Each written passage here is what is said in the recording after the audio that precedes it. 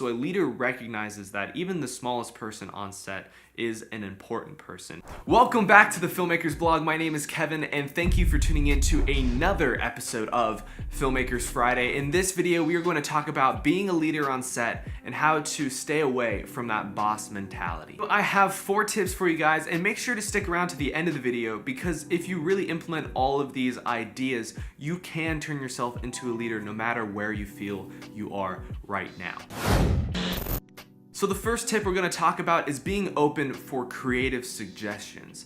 Now, I kind of branched this off from my writing experience. I feel like I've always had better ideas when I've written with a group of writers and we're able to bounce ideas off of each other and they just escalate and become better and better. And I think we can take this formula into cinematography and directing. Obviously, if you're the director of photography on a project, then the film is your creative vision. But I found that if you keep an open mind to creative suggestions from your crew, there may be better ways to tell your story. That sort of on-set collaboration is where I feel a lot of great moments in film are created. And I'm taking this from my own experience where we come to set with a shot list and an idea of what we're doing, and just some creative banter allowed whatever we had on paper to come alive in a totally new and better way on film. Now, I'm not saying that you need to take every suggestion given to you during the course of the film. Sometimes it's not reasonable. You know, we have deadlines, we have a certain amount of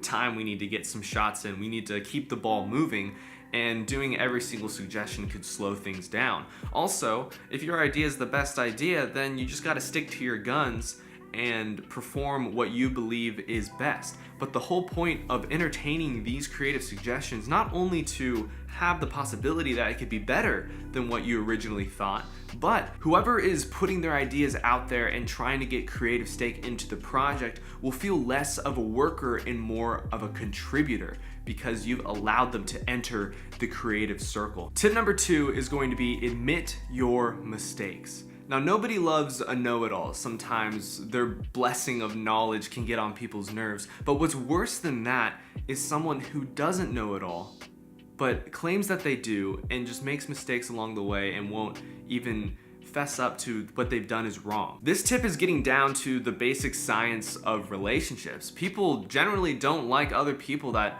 never admit that they're wrong, even though they clearly are.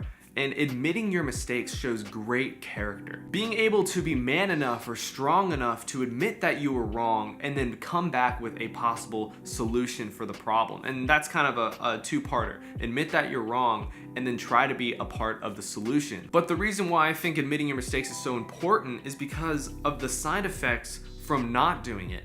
When something goes wrong, no matter how big or small the problem is, there's always a blame. And it's not about pointing the finger away from you, because that is the side effect, unfortunately, of not making your mistakes, because the blame has to find someone. It's not about pointing the finger away, but pointing it to yourself. Even though you messed up, if you admit to your mistakes and be a part of the solution, you will be viewed as a leader, because that's what a leader does, and unfortunately, not everyone can admit their own mistakes, so you will stand apart from the crowd. Tip number 3 stems out of the side effects of tip number 2, passing the blame and so forth, but tip number 3 is about how you talk to people. If you are the director or cinematographer on a project, then you are very high on the totem pole in terms of the hierarchy of the production. And even if you aren't those top guys, if you're anywhere in the middle, you have people below you and you have people above you. And how you treat everyone is really important. A good leader will treat everyone with respect because they realize that filmmaking is a group process. There's not just one person who can pull off an amazing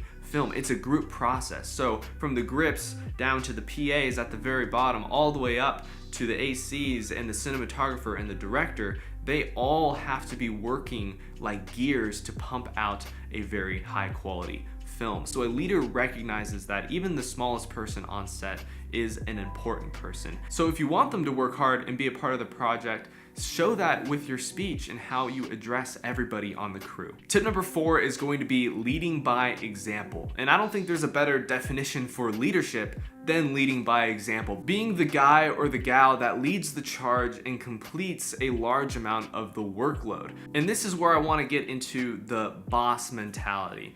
thinking that if you're the head of the department, especially independent filmmaking, where we don't have a lot of crew a lot of times, that you don't really have to do anything. Well, what I've found is to be the best leader that I could be, I needed to be a part of those situations and show them that I wanted to help my crew to succeed, helping set up lights, helping set up the camera, being a part of the creative process in general, and doing some of the physical labor that is necessary. And sometimes it really is necessary. A lot of sets don't have a lot of crew, and as a cinematographer or DP, you're gonna have to put some of the workload on you. There's countless times where I've acted as a grip, a gaffer, an AC, or whatever you want to call it, even though I was the director or the director of photography. Because in my mind, it's not just about doing your part, but it's about going above and beyond to help others to make the film succeed. The second half of this tip is really just working hard in general. And think of it this way. If you're the director or cinematographer, this is your film, this is your baby, this is your creative vision, and nobody else is going to work as hard as you do on the film. So if you work extremely hard, they will try to work hard. And if you work, moderate, they probably will have very low energy in parts of the film because they don't have an emotional connection to the project like you do.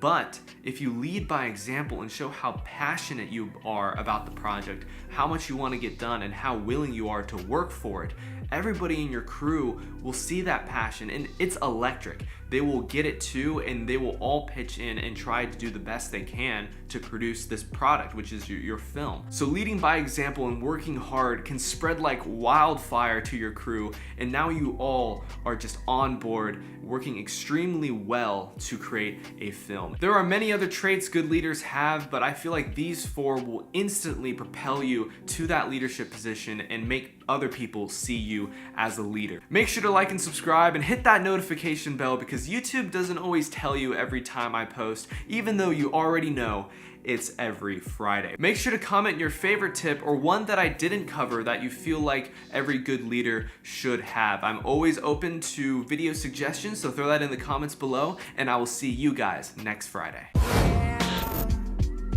In the front row, kicking back old school tracks like damn.